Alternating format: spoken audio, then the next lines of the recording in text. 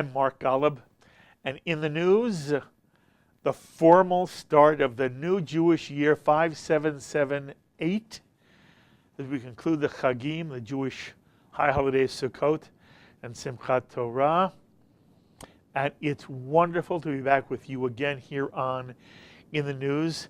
I want to take a quick moment to thank all of you who sent me such lovely, loving holiday wishes for me and my family personally, and for all your JBS family and all of us here at JBS. We're most appreciative, and you truly validate our work and inspire us as we begin the new year to do everything we can to bring you the most informative, most enlightening, most engaging Jewish television every single day. And on behalf of the entire JBS staff, I wish you the healthiest and sweetest of New Years, and may it be one in which many of your dreams for good are realized for yourselves and for all whom you love. And since we are looking toward the new year, what better way to start than to welcome back to JBS the man who truly stands at the center of Jewish life here in America and throughout the Jewish world, Malcolm Hoenlein, the Executive Vice Chairman of the Conference of Presidents of Major American Jewish Organizations, which is the umbrella organization that includes more than 50 American Jewish organizations. And Malcolm is on our JBS phones now. Malcolm, thank you so much for beginning the new year with us. It wouldn't be the same if we didn't do this annual ritual. Absolutely. So it's an honor to be with you, and hope many times during the year we'll be able to talk of very happy and positive developments. That would be lovely. But I hope you... Also a change. A nice change.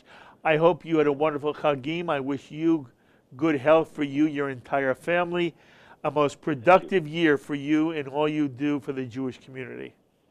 I think it's safe to say it will not be a boring year. We had wonderful Chagim because we were in Israel, which was jam-packed.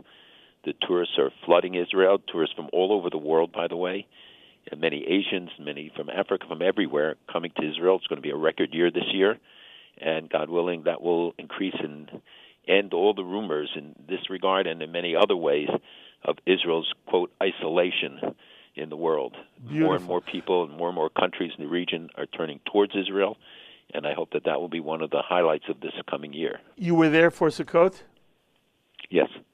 I am told, Malcolm, I've never been there for Sukkot. I am told there is nothing more wonderful than being in Israel for Sukkot. It is absolutely true. It's not the easiest thing to do, but we have done it now the last couple of years, and with my children, grandchildren, they are so inspired. They come away so excited because you feel Sukkot in the air everywhere you go. And it's true of most of the Chagim, or all of the Chagim, but there's something special about Sukkot when people come together for the priestly blessing, and 50, 60, 70,000 show up on Friday night, huge numbers for Slichot, even greater numbers than that. And Jews of every stripe, every kind, and many non-Jews. They had the March of the non-Jews, which takes place every year during Sukkot, and this year about 60,000 people participated, and thousands of them were Christians who came from Guatemala, Honduras, Japan, China, everywhere. Just thrilling. By the way, President Rivlin has a sukkah every year, and this year I understand his theme was a bond between Israel and the diaspora. And it seems to me, Malcolm, that that's a very appropriate theme given the events of the last year and the attempt to heal any wounds that followed the decision at the Western Wall. Yes, I think it's a very important theme because the strength of Israel, the strength of the Jewish people, rests on our unity. And whatever differences we may have, they pale in comparison to the overwhelming preponderance of the things that we have in common. The challenges we face don't make distinctions. They are, whether it's the rise of extremes on left and right, on campuses, off campus, the number of anti-Semitic incidents, the threats of Iran, the explosive situations in Lebanon, Syria, Yemen, Qatar, everywhere. All are issues of great significance, some more directly targeting the Jewish community or impacting it, some less so, but all of them impact the world in which we live.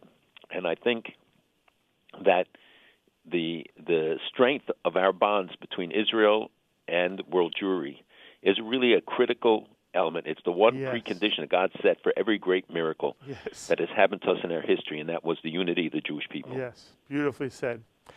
Okay, Malcolm, as we begin a new year, there are at least three major developments of Jewish import, which I'd love to hear you speak to. First, at UNESCO, the UN's educational, scientific, cultural organization, which has had a vicious history of being anti-Israel, Malcolm, they chose a Jewish woman from France, to head the organization.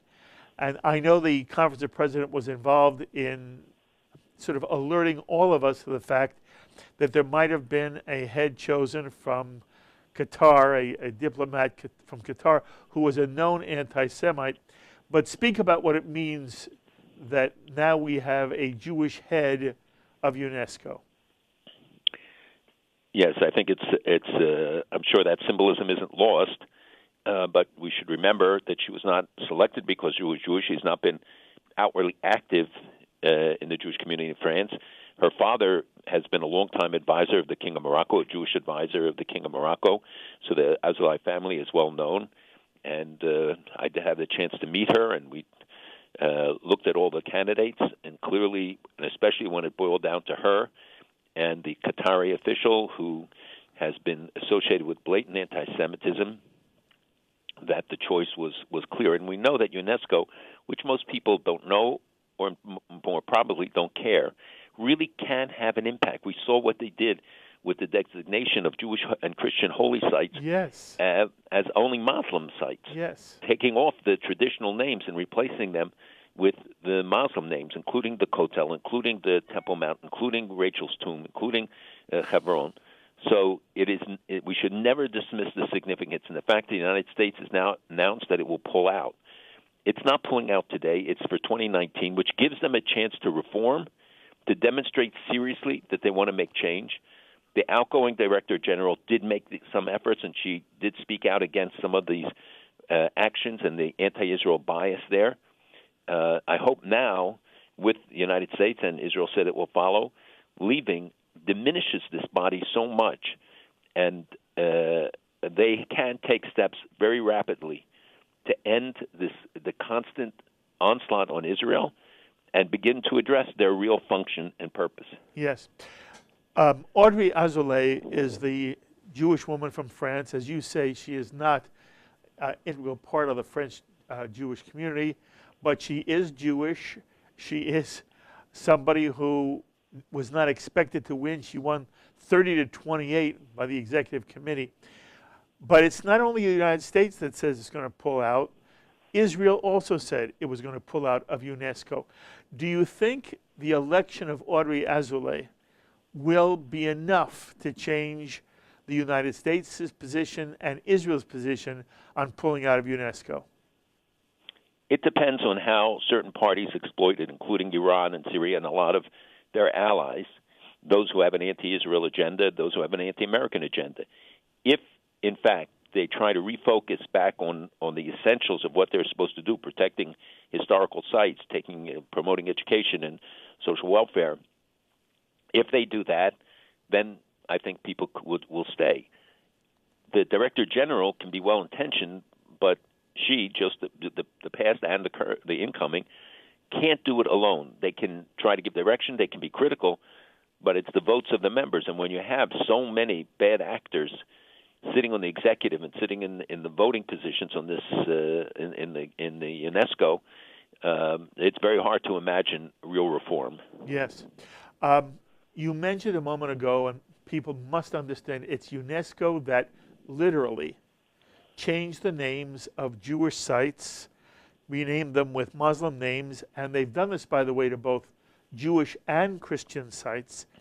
I was discussing this with some people, and the question is, do people in Europe, do people around the world, don't they understand that this is anti-historical? That basically this is a defamation of history, And don't they understand how ludicrous it is for UNESCO to remove the name of the Temple Mount or the Rachel's tomb or the Cave of Machpelah? How, in your travels, Malcolm, how do people around the world respond when UNESCO does something which is patently so ridiculous? Look, we saw the destruction by ISIS of irreplaceable antiquities, and the response to the world was muted. For some reason, people don't care and don't understand that if we lose our heritage, we lose our identity, and that there is a deliberate attempt here to take away our past in order to take away our future. That's the goal. Because why else would they take away the traditional Judeo-Christian names that of 3,800 years of Jewish history, 2,000 years of Christian history? And I have raised this with leaders around the world when we travel. And many of them, at first, didn't get it. They said, we didn't understand that was what this was doing.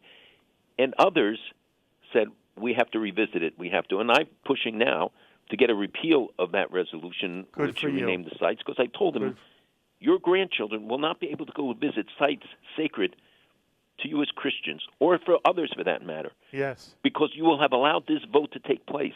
And they will say, look, the UN designated, these are only Muslim holy places. And I've even heard from Muslim leaders who are very unhappy with this. The problem is that ambassadors vote by rote, and many don't get instructions, and they come out with the outcomes that we have seen there and in other agencies. But the fact is UNESCO is the first one to recognize a Palestinian state as a member, and that's why, because of congressional laws, it's mandated that the U.S. defund and ultimately now going to pull out. Well, all I know is if somebody wanted to rename New York or Washington or Chicago a different name, if somebody wanted to rename the Washington Monument something different, people would say, well, that's ludicrous because it is the Washington Monument. I don't understand why the people you meet around the world don't say, well, isn't this silly? Rachel's tomb is Rachel's tomb. You can call it anything you want, but it was Rachel's tomb, and it will always be Rachel's tomb. I'm asking you, why don't you hear that? Well, you heard it from me for years on this show. Yes. When they first started this process, and we have tried to sound the herald on this for a long time, getting governments, including our own, to pay attention to it. But as I said, the general tendency is to dismiss the UN and not think of the consequences or the impact of these actions. The fact is that it doesn't matter. People say shmum. That is not correct. The UN matters. The labeling matters. Yes. The isolation that comes about matters. Yes. And the fact is that there can be sanctions and other actions taken subsequent to this. Okay. So your question is very valid, and it applies, as I said, to many other instances at the United Nations. And you shake your head and said, how could ambassadors from Western countries yes. Adopt these and vote in favor yes. or abstain from a vote on this, which is clearly so central to their identity, their beliefs, their heritage? And the answer is we don't have a good answer. Okay. All right, speak for a moment about this Egyptian-brokered Hamas-Fatah Unity deal, another unity deal signed last week in Cairo. What's it mean for Israel, and how serious do you think it is? Well, it will depend on whether this deal can last. Will Hamas give up weapons? Will Fatah really be able to step in and take control? What will happen to the armed forces? Will they be able to coordinate? Will Hamas demand a greater role in the West Bank, which Abbas doesn't want to give them?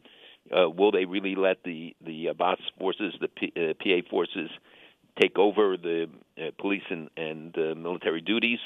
Will, as I said, allow for past agreements to be implemented? Will they honor the Oslo and other accords? Will Hamas be able to retain its tunnels, its laboratories, its weapons factories, their drones, the naval commandos? And there was talk that Hamas agreed to halt its terror activity, but this is not mentioned in the agreement, in the Hamas-Fatah document, and nobody has really said that there's been any detected decline in Hamas activity, terrorist activities, or that of their terrorist cells in the West Bank. And I think that so the question is the test of time, whether this is real. We've had many other agreements that didn't come to much. And as the Prime Minister said, it's dependent upon what they really do. Will they submit to true one police, one force under the PA? And Abbas recognizes that the PA self-rule depends on this relationship with Israel and the financial support of the international community, which has designated Hamas to be a terrorist group. So the PA is such clearly recognized as a kleptocracy with a huge bureaucratic patronage system, and involves many, many people. And, they cut the funding for many of the jobs in Gaza. They cut the electricity. This was not done by Israel. It was done by the Palestinian Authority to put pressure. So this is in part a response to that. And it's hard to see how the U.S. and the EU will fund a unity PA that includes Hamas. By the way, you pointed out Hamas is designated a terrorist organization, correct? Right. Yes. If Hamas and Fatah are allied in a unity deal, and Hamas does not renounce terrorism and then act upon that renunciation, is the United States permitted to then fund the Palestinian Authority? Could you just repeat the last sentence? Is the United States permitted to fund a terrorist organization? If it's not, what does it mean for U.S. funding for the PA? Oh, I got it. So the answer is the United States cannot fund, by law, a declared terrorist entity. And we do fund the PA, and as you know, the money that has been siphoned off to pay for terrorists, to give them pensions, $350 million a year out of the PA budget, designated for this purpose. The United States Congress is moving and will soon pass legislation, the Taylor Force Act, that will cut the aid by the amount that they spend on providing to the terrorists, those who are killed, to their families, to those who go to jail.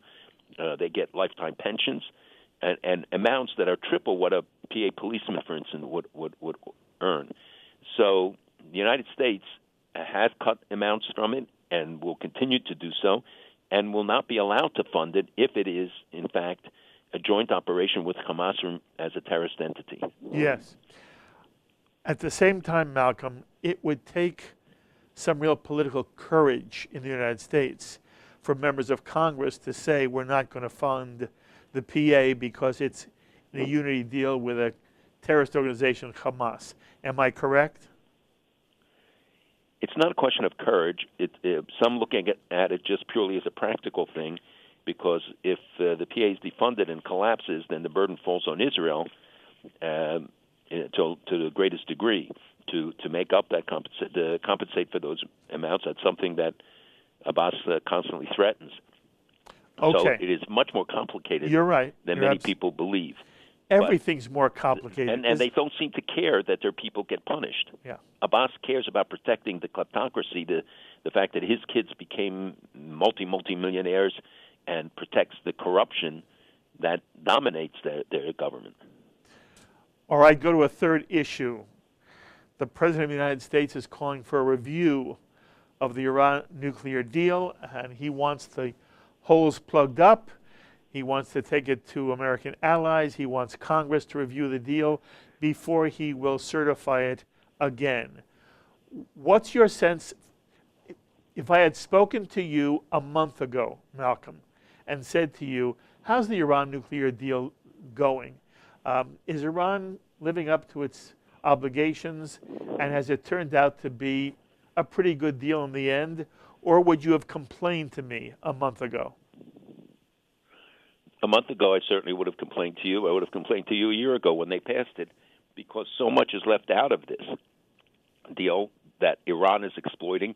It doesn't deal also with their ballistic missile program, their regional terrorism, their undermining of regimes, the violations of human rights, many other things. But even for the things that it does cover, look at what Khamenei has said. He said we can be active 5 days after we decide to break the agreement. He said that they have the centrifuges. Right now, they're supposed to be IR1 and 2, first and second generation. He said they already have them up to the 8th generation, so they're moving ahead on technologically. Then he said that the Iraq plant, the heavy water plant, which we were told was destroyed, they say it is being rebuilt and rehabilitated in a different form, but still will retain that capacity to be a part of the nuclear program. We know that they're weaponizing things. So the huge amount of money that they received has funded some of the terrorist activities, whether it's Hezbollah, Hamas, others, and their efforts to undermine regimes in the Middle East, in South America, everywhere, including the United States. Mm-hmm.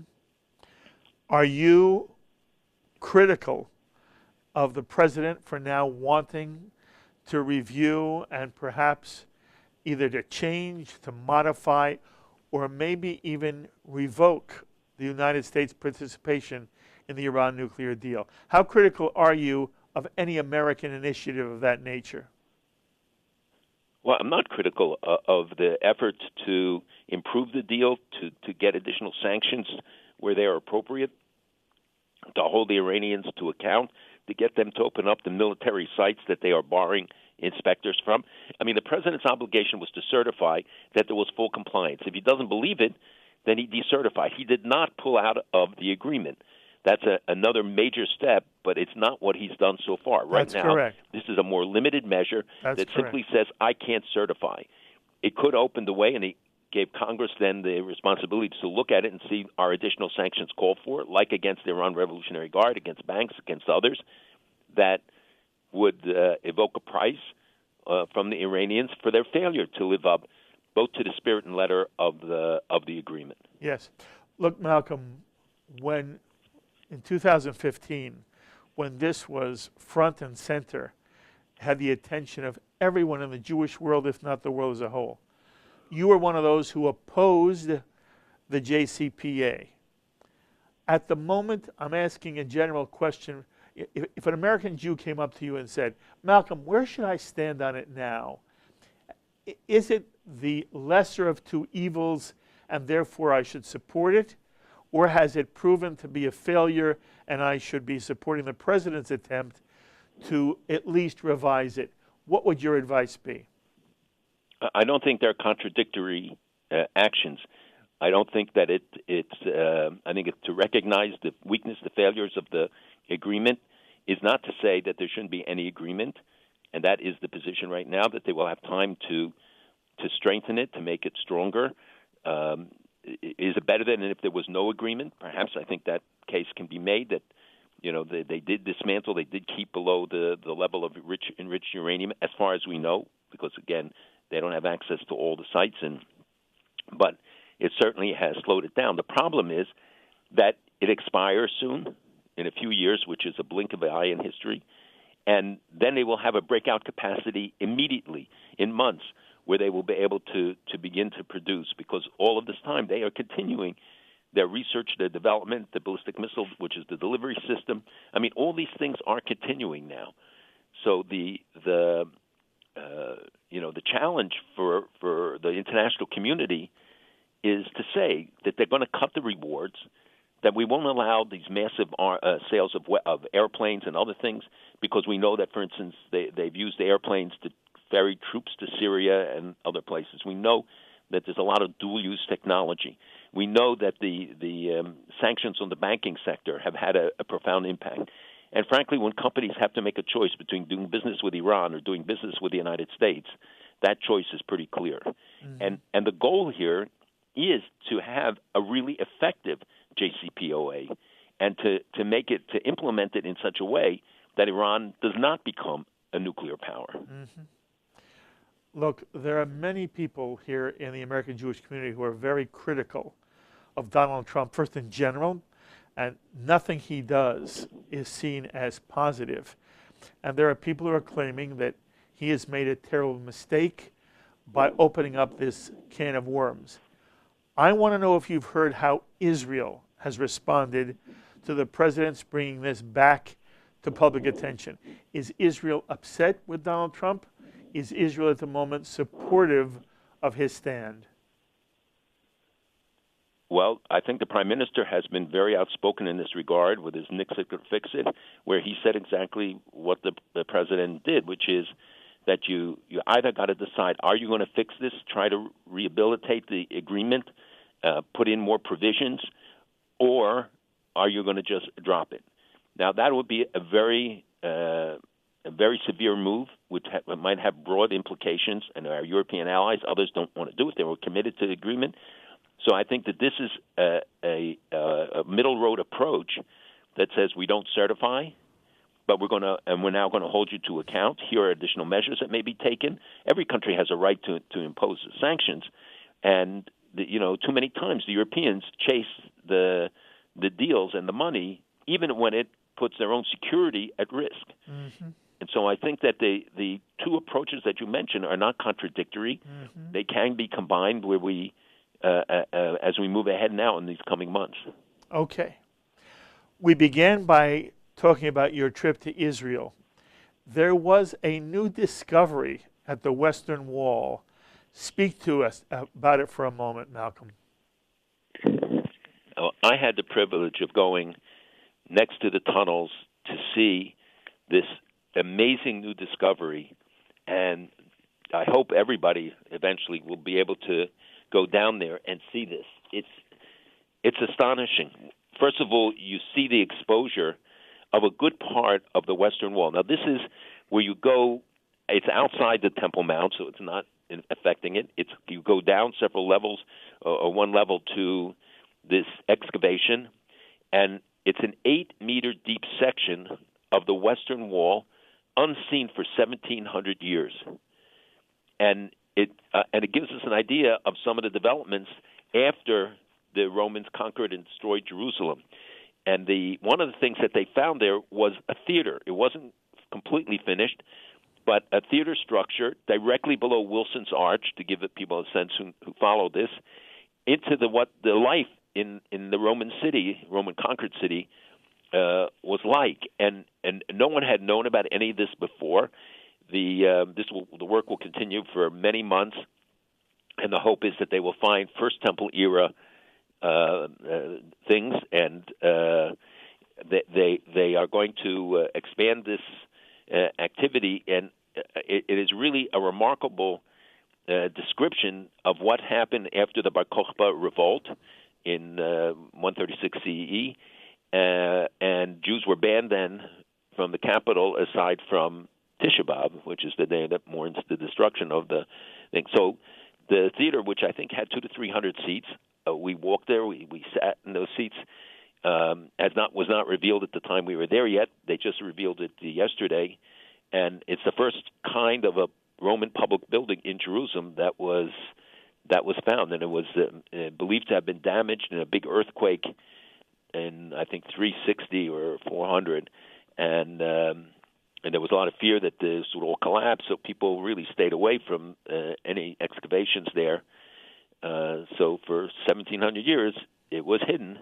Very well. This is really only an introduction to this very exciting thing, and they see where the Roman road, the paving stones that you have seen and we've seen in other places, this was the search for the continuation of that led to this discovery. That is fabulous, and thank you for telling about us. Look, it is always wonderful to have you on. You know, you were my first and oldest love. We go back, I don't know, to the late 70s, early 80s. You've been doing fabulous work. Promise me you'll be on often, sharing your insight and wisdom, Malcolm. And I wish you again, Kol Tuva Hatzlacha, as you begin a new year. Shana Tova Mituka. Thank you, and we look to JBS rising to ever greater heights. And we look forward to working all together, because that's the only way we will be able to achieve the ends for which our children and grandchildren will hold us to account. Thank you, my friend. Love you very much. Malcolm Hoenlein, Executive Vice Chairman of the Conference of Presidents of Major American Jewish Organizations. My thanks, as always, to our Director, Sloan Copeland, JBS's Associate Director, Dara Golub, Editors, John McDevitt and Cordelia Saporin, and to the producer of In the News. It's wonderful to have her back, Carol Lilienthal. Until the next time, I'm Mark Golub. Be well, my friends.